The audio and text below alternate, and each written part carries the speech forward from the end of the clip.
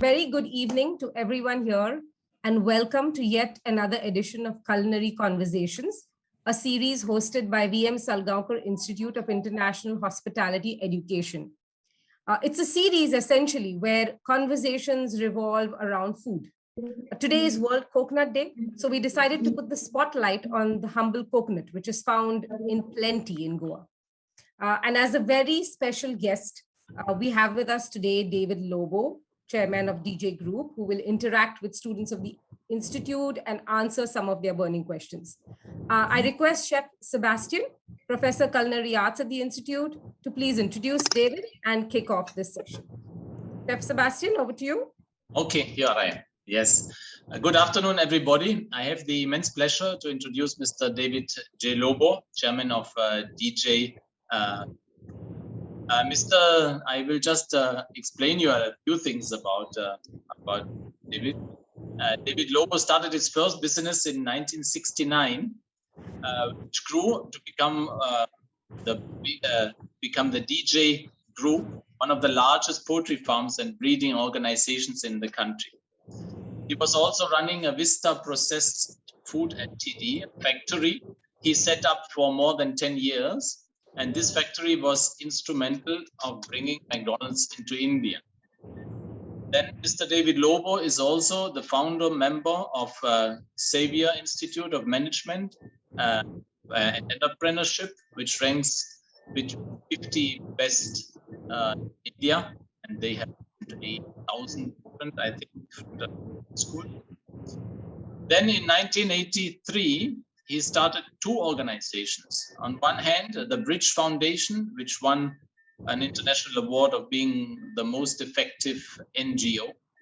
And on the other hand, DJ Coconut Farm, PPTL Ltd, which successfully produced the DJ Sampurna, a world-class coconut hybrid. With this coconut farm, he discovered that he had actually taken more people out of poverty than with his NGO. Due to the productivity of his DJ Sampurna hybrid, and this led him to set up DJ Agri Foundation, which helped poor farmers to get the hybrid and build up business. He has received a number of awards and recognitions, some of them being the Shiromani Award for outstanding achievement in the field of poultry and livestock farming, Karnataka, Agrotech Award, and excellence in the field of applied science and technology in agriculture and allied fields, and the SMES Innovation Excellence Award in 2017 for being the first of the coconut embryo culture successful. So, having achieved all of that, Mr. David Lobo, I think, should have probably around 120 years. I think he is not. But his mantra of his success is the only way to do a task is to do it the best way. And his idea is when you have found the best way, then to do a better way or to find a better way. So since I know Mr. David Lobo personally, I can assure you that he is one of the few people I know who really sticks to their beliefs. He is a forward thinker, and he has the capacity to listen and to get to and yet to guide you to what he believes in. So, Mr. David Lobo, we welcome you very much to our session today. And we are very grateful that you can spare some time with us and excited to hear from you. Thank you so much. I give the word to Mr. David Lobo. Thank you. Thank you, Chef Sebastian, and thank you to all the organizers for inviting me to give you this talk. I would just like to say a little bit before I go into the talk, actually, that I discovered a long time ago that the coconut was actually the most valuable fruit on earth, the coconut tree, the most valuable tree on earth. At least that's what I believed. And a UN expert told me about that and convinced me to go into coconut breeding. I was into chicken farming before that. I slowly focused completely on coconuts. And today I'm happy to say our largest operations are in South Goa, but the first was in Madurai, and we've got 9 farms in different parts of South India. We produce a hybrid, which is doing well, which has now become the preferential choice for farmers. It's very productive, very profitable. But that has led me to further thinking about what can be done. Let's go into the presentation, and I'll quickly go through it to keep my time. Till the presentation comes on, I've tried to put in a few pictures. Okay, there we go. Can we go to the first slide? Yeah. So once Professor Anthony Davis, the man who convinced me about the value of this plant, proved to us through our research farm and through our breeding farm and through many, many palms in the field. We have around 4 million hybrid palms in the field in India. We came to the conclusion that as a group, we must move 1 million small farmers out of poverty, because this palm can do it, as Chef Sebastian mentioned earlier. And next slide, please.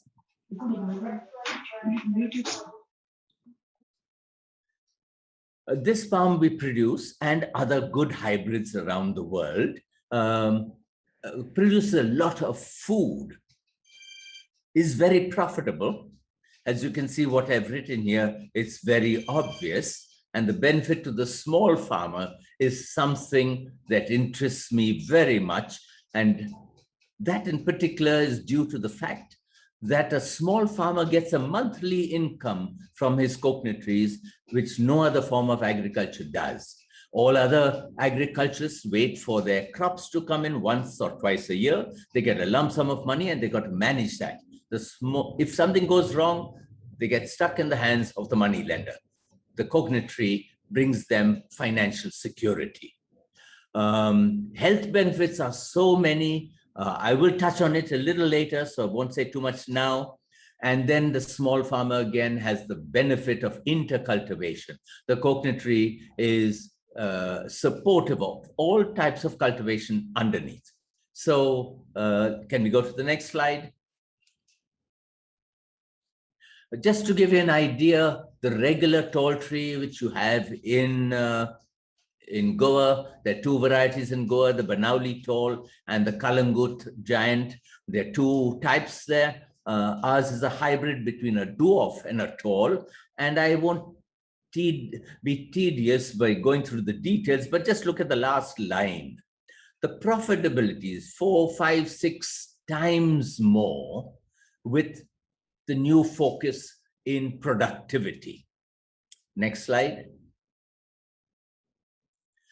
Just to give an idea of intercultivation, this is turmeric. Oh, all of you know it, use it.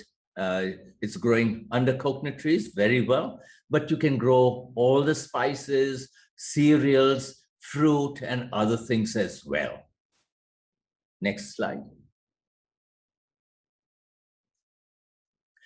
Just to give a little idea of the nutraceutical and the cosmetic industry, but this does not include the confectionery industry, the basic food industry, and there are so many other wonderful benefits. You can see on this slide the various products. I'd like to touch on 1, 2, 3, 4. The 5th one, virgin coconut oil. This virgin coconut oil makes coconut oil, virgin coconut oil, the very best, the healthiest in the world. Coconut oil was banned because of the lobbyists from the US. Not banned, it was described as not a healthy oil. Till 1930, coconut oil was the oil of preference in the US. It went all the way down to the bottom of the ladder. Years later, somebody showed why the research done was wrong. And now we've got a steady movement back to accepting coconut oil. And it's recognized in many centers as being the healthiest oil. Why is that? I'm spending a little time here because you'd realize all the other products are very good. This one in particular is very good for good health. And virgin coconut oil has in it lauric acid, which becomes monolaurin in our system, which is a virucidal. There are 16 viruses research has shown that are killed and damaged, including research has not been done with the COVID virus, but including the flu viruses. They're all lipid-coated viruses, so I think the COVID virus will also be damaged by it and killed. And a video has come out recently where it proves that this is happening. But just to give you an idea, value-added products is going to rise from 35 billion to 95 billion in the next 5 years. Next slide. Again, if you compare with sugar, this new hybrid produces 15,000 kilos of sugar compared to 3,000 kilos of cane sugar. And does it producing 1 kilo using only 200 liters, whereas sugarcane requires 3,000 liters of water. You can just look at the phenomenal difference. Let's move on. Next slide. Yes, what I just said comes up there. Just click away. It's 30 times the benefit. Let's look at palm oil. There's a controversy in the country right now. Lots of palm oil to be planted to help produce more edible oil. Edible oil is the second largest import bill for India after crude oil. This new hybrid, the new hybrids produce as much palm oil, if not more. And therefore, I wish that the powers that be take wise decisions in this matter. Let's move on. The coconut tree replaces the entire dairy industry. Should it be replaced? I'm not recommending that. But the dairy industry happens to be the second highest producer of global warming gases. And the coconut tree removes 57 tons of global warming gases per year, per hectare, in the production of all its products. And it takes so little water. The dairy industry takes a lot. Let's go to the next slide. Some few unique little interesting phenomena for you. You all know and seen on the beaches in Goa, the little hermit crab, which is an inch or less than an inch in size. And you find it running around in little shells. And as it grows bigger, it leaves the shell and looks for a bigger shell. Well, once that crab, this is my opinion, once that crab learned to eat the coconut, see what happened to it. It became the largest land crab. It's called the coconut crab, or it's also called the rubber crab. It climbs up coconut trees, takes a coconut, which is not its coconut, but somebody else's, so it's called a rubber crab, and cuts it open. Its pincers are very strong, and that's what we get. So just look at what the coconut kernel can actually do in terms of health, just by the way. Next slide.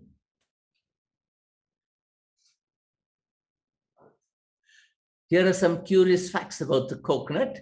It looks, as you can see written there, the word coco is a Spanish and a Portuguese term for laughing face. And the nut was added later. But another interesting fact is the state, which is south of Karnataka, south of Goa, south of Karnataka, Kerala. Kera means coconut, and Alam means land of the coconuts. Kerala comes from that. So the coconut is really very, very well known. I'll give you a little interesting tidbit if there's a little time, and that is Governor General Sebastian Hurtado. He's the Spanish Governor General in Manila. Manila was the center of the Spanish colonies. He ordered every native person to plant 200 coconut trees because he realized the value of the coconut. And mind you, the history of colonies all around the world was determined because of the coconut, because that was one food which did not require refrigeration. And you had water and food stored automatically. And that's how they could go on thousands of miles of voyages. And it shaped the face of history. Can we go to the next slide? Yeah, that's from the Philippines. But what about our own coconut feni in Goa? Next slide. Yes, this is a very interesting fact. Wounded soldiers in Malaysia, this is when it was first done, British medics took tender coconut water and directly injected it as a drip for wounded soldiers. It's sterile, it's absolutely safe, and that was one thing discovered some time ago. But today and every week, there are new discoveries. Right now, today being World Coconut Day, I've just finished or seen the end of the International Coconut Council, the ICC, International Coconut Communities seminar and exhibition. And they talked a lot about SAF, sustainable aviation fuel from the coconut. And then a little before that, I came across a new product, vegan leather made from spent coconut after tender coconut water was removed. So there are a lot of things coming from the coconut. It's a very wonderful tree. Next slide. I want to say thank you to all of you for listening to me, and I'm open to questions, and I hope all of you love the coconut tree as much as I do. My daughter from Goa was telling me that, Dad, you're beginning to look much more like a coconut today than a few years ago. So I guess that's a compliment. Thank you very much for listening. Thank you. Thank you so much, David. That was insightful and fascinating. I mean, we love the coconut palm because we are from Goa, but to know so much about it, I mean, it was a lot of new information for us as well. We'll now throw the floor open to students who have a bunch of questions for you. And let's dive straight into that. So let's start with Ahan Matthew Jacob. Good evening, sir. My name is Ahan Matthew Jacob, and I'm from Trivandrum, Kerala. And I'm Land of the coconut. Yeah. Okay, go ahead. I'm doing my first year in the Salgaonkar Institute. And my question to you, sir, is what time of the year yields the most harvest? To be very honest, exactly 12 months from the time you manage the coconut tree well, because it takes 12 months to harvest the tree. So no month in the year. It's based on management. And our weather and climate is such that we can manage all the factors that are negative to be able to get 250, 300. The tree you saw me standing by in the last slide actually yields 600 nuts per tree per year. But those are the exceptions. We only take the exceptions to show you. The average is 250 nuts. To get that, you've got to get an average of over 20 nuts per month. So management is the answer. Thank you, sir. Thanks, Ahan. Let's go to Reese Dillon. Yes, Reese. Good afternoon, sir. My name is Reese Dillon Extrosio, and I'm currently doing my second years at BMSIHE. My question was regarding white flies. How can we prevent white flies in coconut trees, please? Very good question, which is bothering many, many farmers all over South India. The whitefly was not a normal pest for the coconut tree till a few years ago. It seemed to have adapted and changed and has become a severe pest. To answer your question directly, farmers who are harvesting fruit from their trees cannot use a system which is very easy, which is called root feeding, because then you are actually putting in a chemical into the fruit. So you cannot do that. So spraying, Nimacidin is an organic-based spray and can be used. I would tell you, I don't know what's the best answer. I tried checking up and I found many good answers, but anyone really interested in technical points, I don't know if I had put it up, info@djfarm.com. Drop in a letter. We have a WhatsApp app, an app for farmers to ask questions. We'll do our best. But monocrotophos is normally used as a spray. That's a pesticide, and it does kill, but the whitefly is a bigger pest and manages somehow to come back. I hope I answered your question. This was bothering me because I live in Goa itself, and my grandmom has a farm of coconut trees, around maybe 150 coconut trees to 200. And every 2 months we pluck coconuts. So this we had this white flies coming. That's why I had this question to ask. If the trees are tall, it becomes more difficult to manage them. And that's a drawback with the regular trees. They keep growing and growing and growing, whereas the hybrid is not as tall. The hybrid's mother is a dwarf. The father is a tall. So it grows in between. The height is in between. You saw the last picture, that tree which you saw was 5 years old, and it's already yielding very, very well. Thanks, David. Thanks, Reese. We'll move on to Asmi Lotlekar, who has a question for David. Good afternoon, sir. Good afternoon, sir. Good afternoon. I'm Asmi. I'm from Goa, Kolva. My question for you was, do all virgin coconut oils have the same efficiency even though they have a different taste or different smell? Virgin coconut oil is different from coconut oil. Coconut oil is made from copra, the dried kernel. Virgin coconut oil is made from the fresh white kernel from a freshly cut coconut. Virgin coconut oil is colorless, looks just like water, and is not as viscous as coconut oil is. There's almost no smell in virgin coconut oil, but people are adulterating them, mixing the two because it's cheaper for them to do. It's not correct. I'm not advocating that.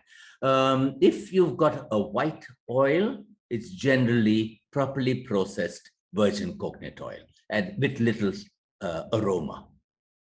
Thank you, sir. Thanks, Asmi.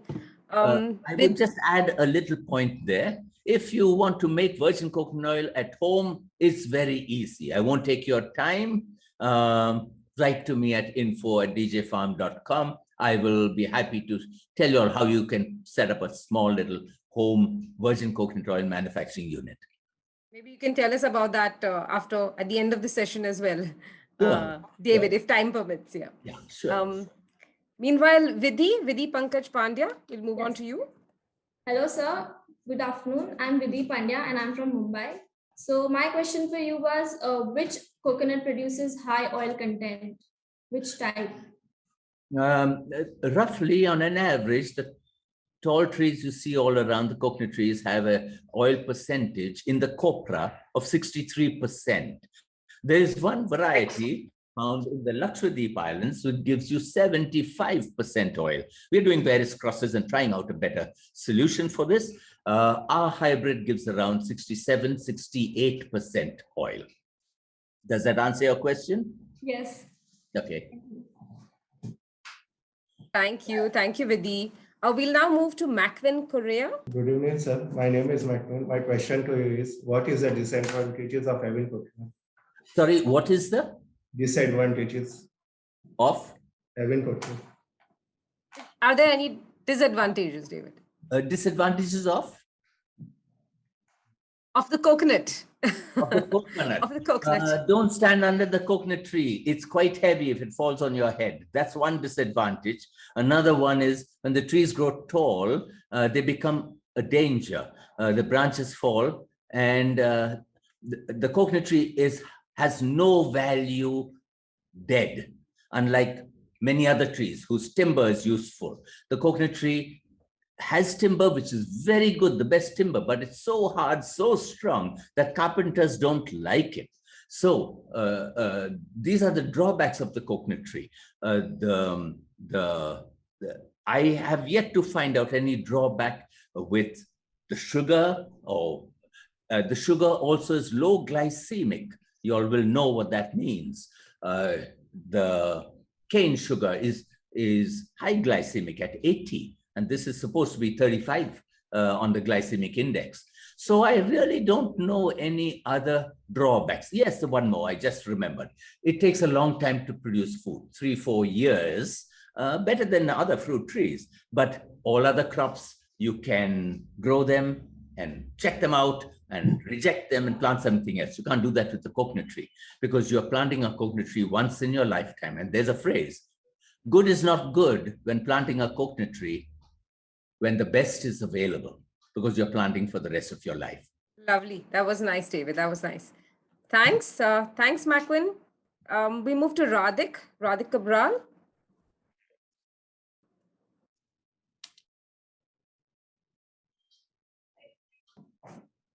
Good morning, sir. My name is Radhik Cabral, and I'm from Goa, and I'm currently studying in the first year batch of at VMSIHE. My question to you is, I wanted to know the difference between coconut cream and coconut butter. Well, you know what is the difference in dairy coconut cream and coconut butter? No, sir. From the cow. You know the difference of cream and butter? Yes. When you churn cream, you get a lot of the whey coming out and you get butter, right? It's something similar like that in the coconut tree, not exactly, but something similar. Coconut cream is actually taken out from the fresh kernel, but that's the fresh kernel is ground, the juice extracted, and the coconut milk is then taken out, which is used in everybody's cooking. I think all of you know that. Separating the fat content in the milk gives you the cream, which is a concentrated form of milk. And you do get coconut butter, but that needs a process of the cream. As I said, you have coconut yogurt as well, dhi, and every other product. And the vegan is delighted. I hope I answered your question. Yes, sir. Thank you. Thank you, Radhik. So David, we'll move into another round of questions with the students because they had a few more. But before that, Chef Sujata had a question for you. Sure. Good evening, David. Sujata here. More than the question part, I think, like you said, the use of coconut is immense, and it's actually called the tree of life.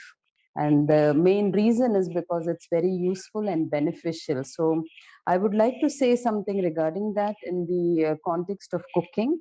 So in India, especially, because we are in a tropical country, most of the hotels we serve as a welcome drink is a coconut water, tender coconut.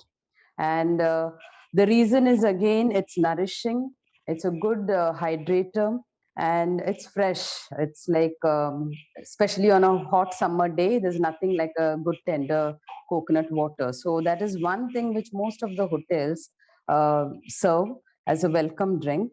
And then definitely we have other products like the grated fresh coconut, the coconut milk, coconut shavings, which are used for garnish. And of course, coconut oil, right from massaging, I would say, to be used as a food medium also. For cooking part, we use coconut oil. So these are the most of the products, the byproducts, like you said. Now, of course, they are discovering more.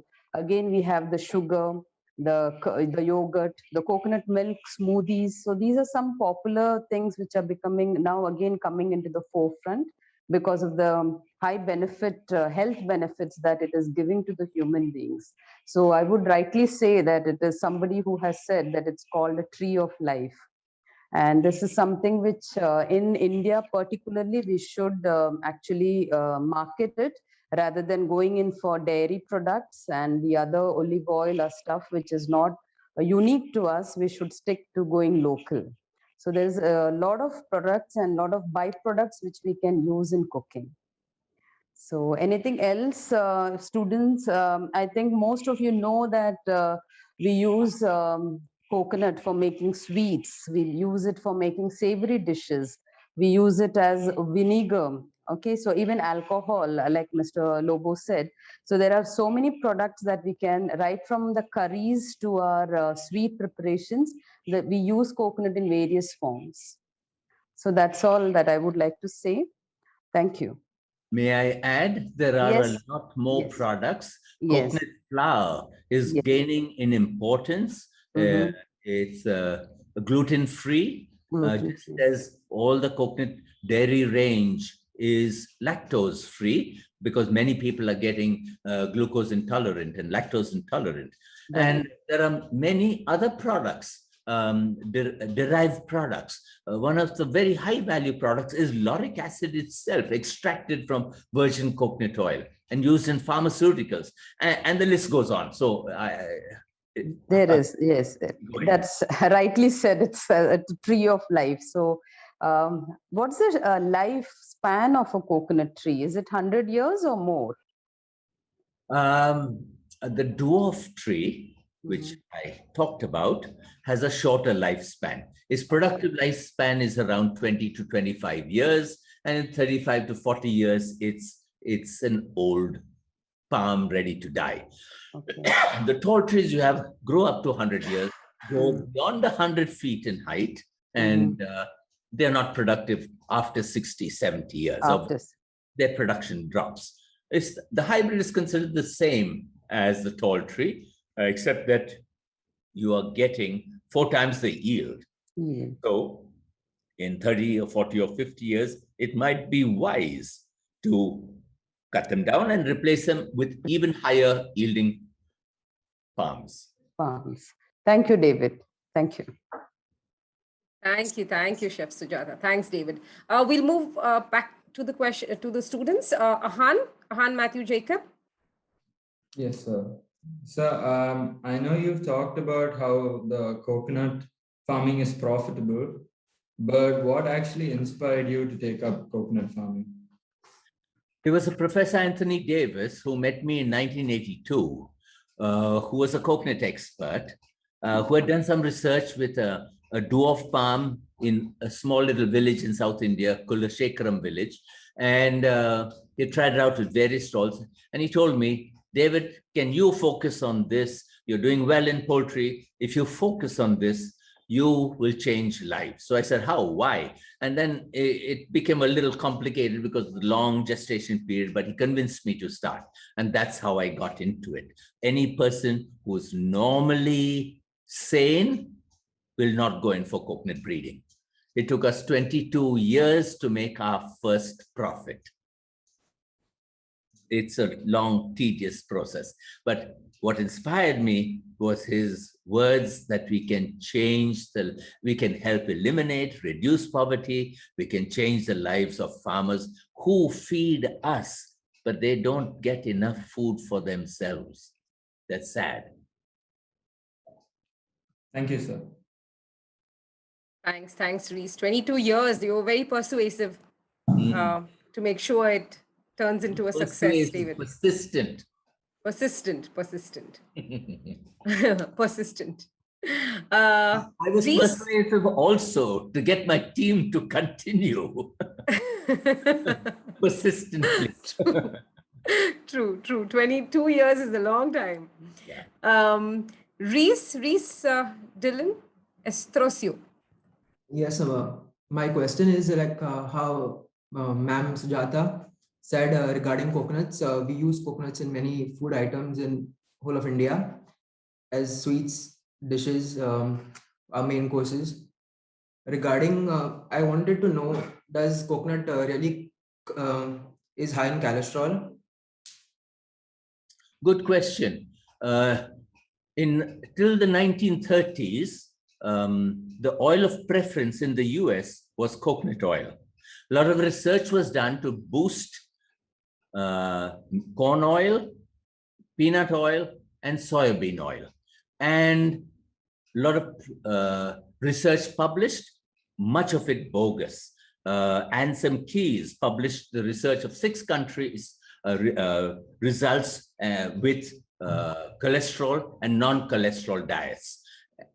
Except that after he got legislation made to say that tropical oils were not good, Mary Enig, a doctor whom I was fortunate to meet, discovered the falsification of information. He had actually done that research with 25 countries, and 19 countries had no problem. But he left them out of his study and only said the 6 countries which had a problem. So this is what happens when lobbyists come into the scene.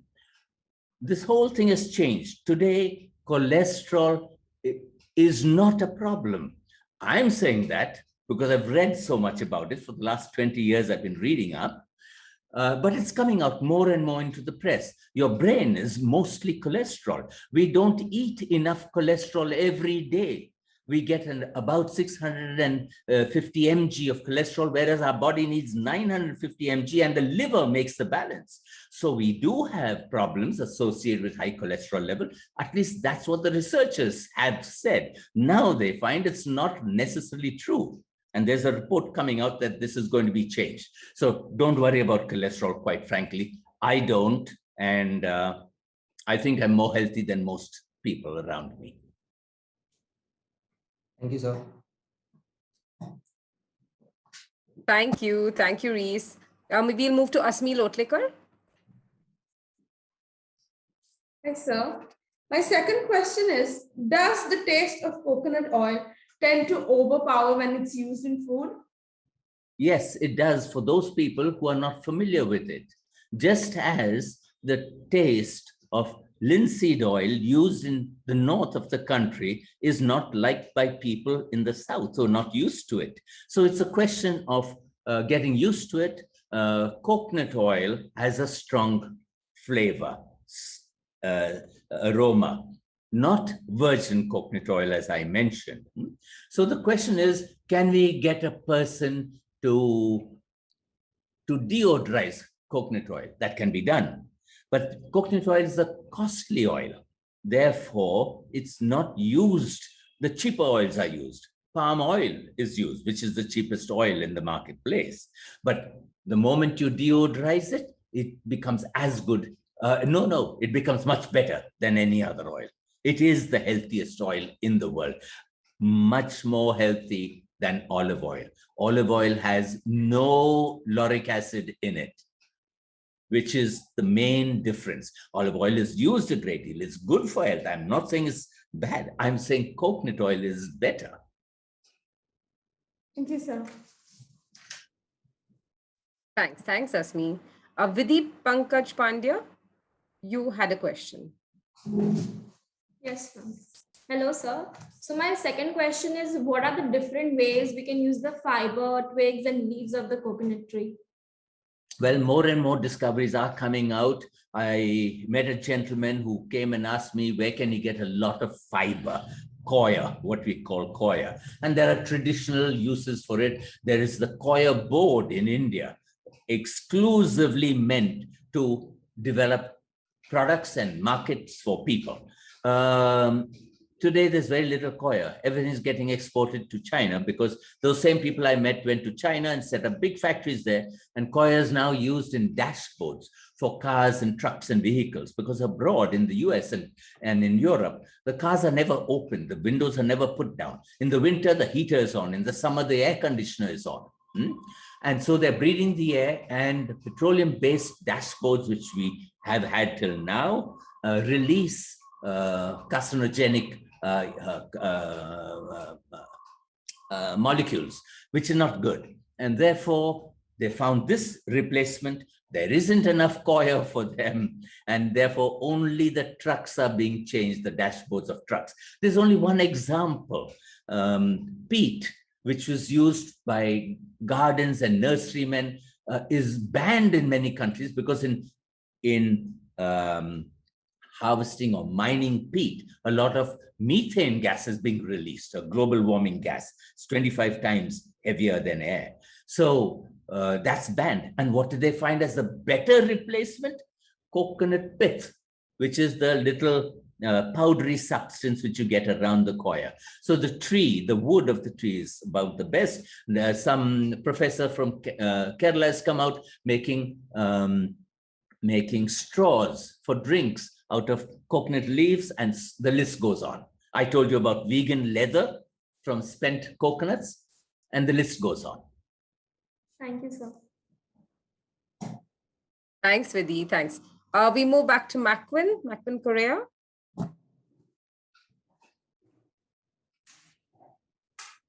So my second question is, from how many years you are in this business of cooking? Just repeat it, please.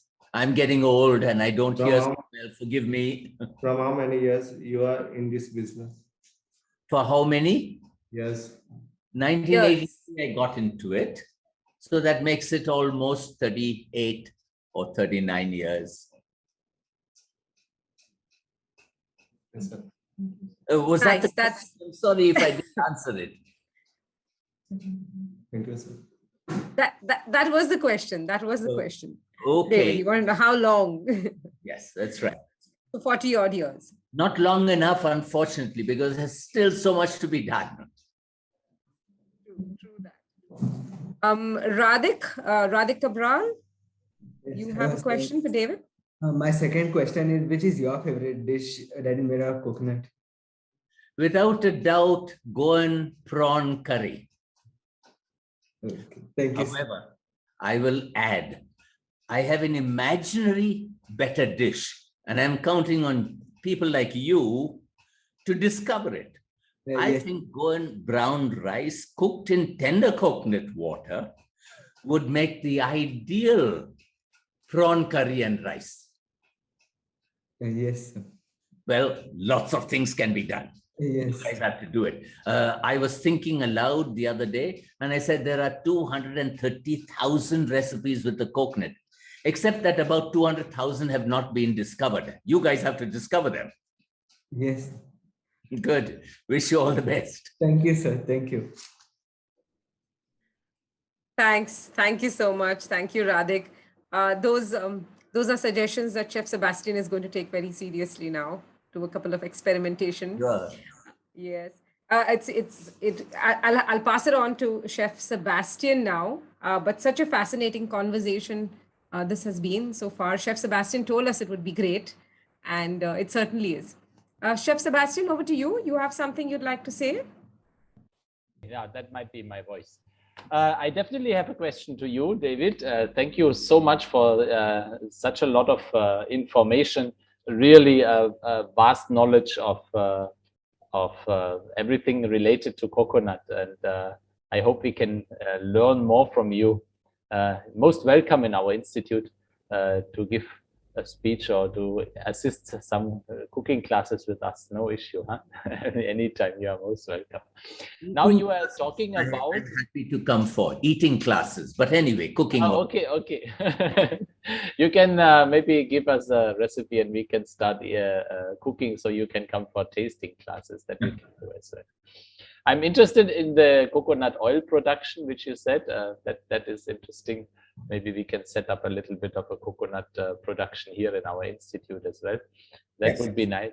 But I have another question for you. Now you are talking about so many the production of coconut, which you have a future vision of being grown because the importance of the coconut is there.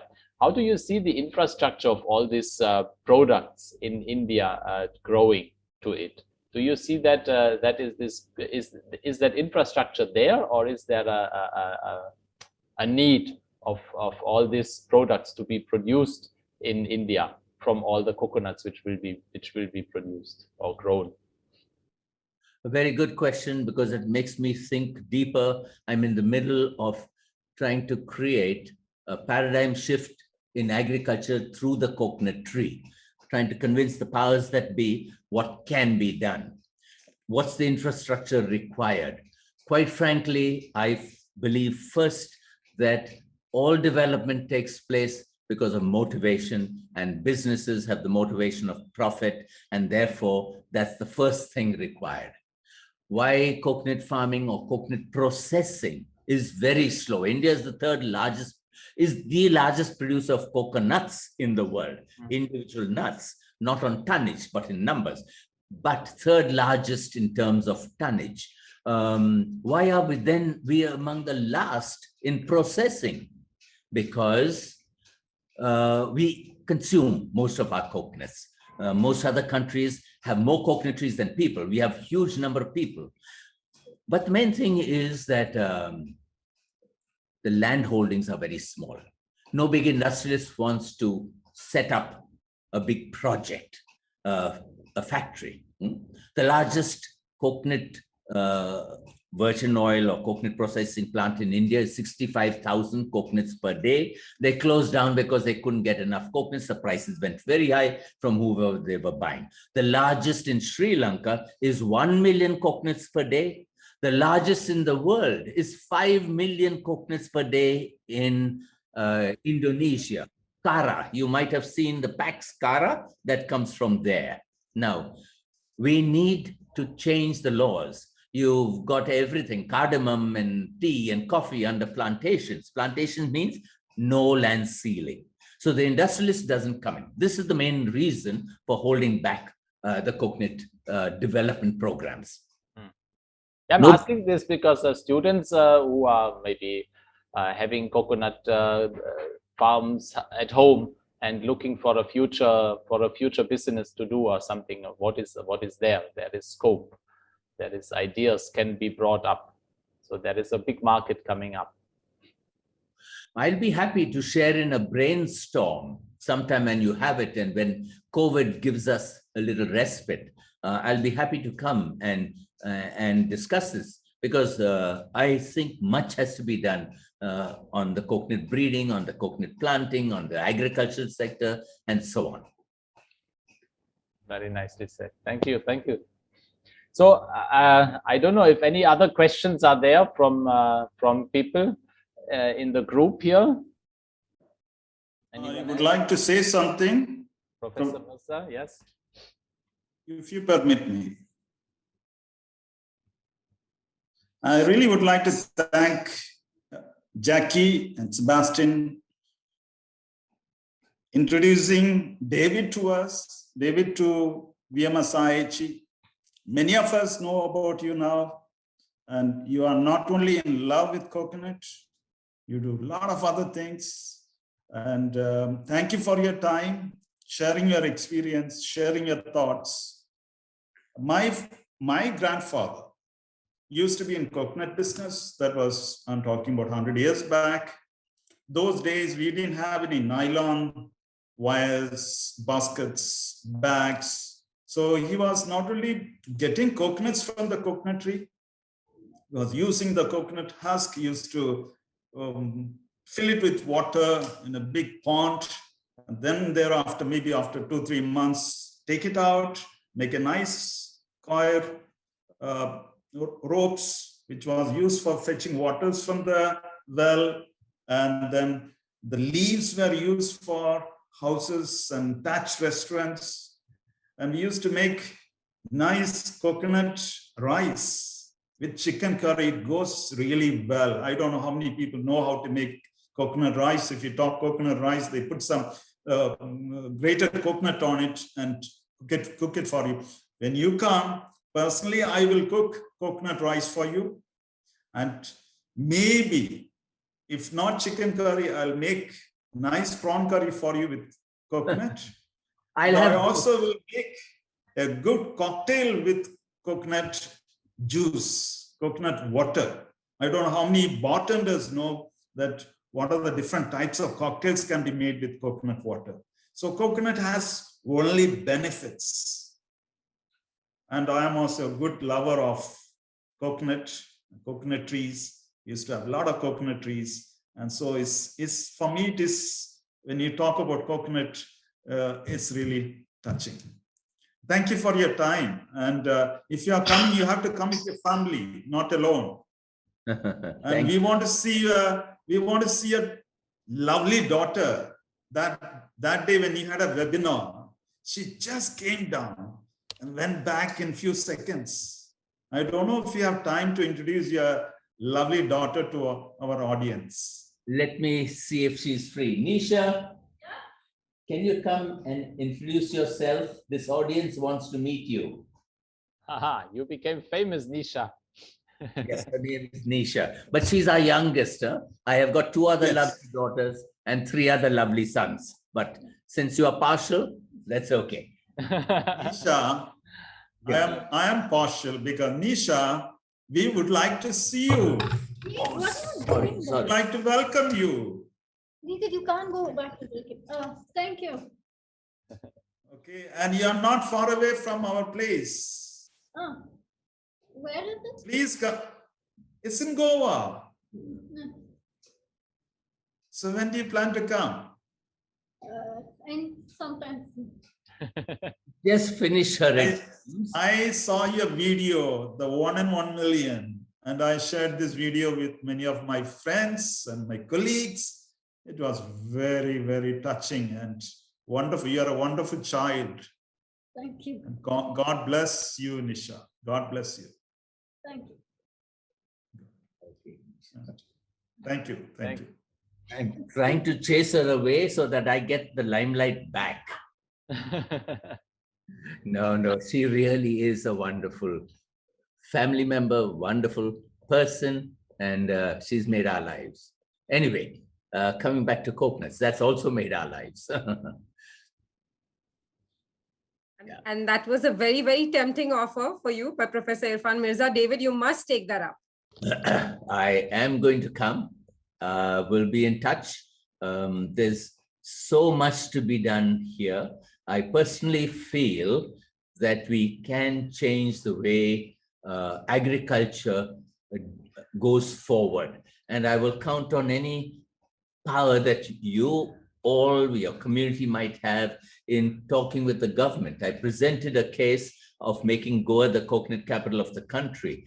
And unfortunately, the chief minister, Parikar, passed away. He had agreed to the project I'd given him, and then he got ill soon after that. So that didn't happen, but we can still try. And I look forward to doing something special here, not just because it helps us, it helps everybody. And your help will be greatly appreciated. Okay. So thank you very much, David. It was really a pleasure, and I speak on behalf of everyone here. It was a pleasure, very enrichment session, and definitely an excellent moment for us to share this or to attend this webinar with you. And one more nice stone in our collection of culinary conversations. I remember the first day I was asking you, it was like, oh, what shall we ask? What shall we talk? Coconut. And see, we had a beautiful session, and it was very nice. I hope you enjoyed as much as us. And thank you so much. And all the best for you and your family. Thank you.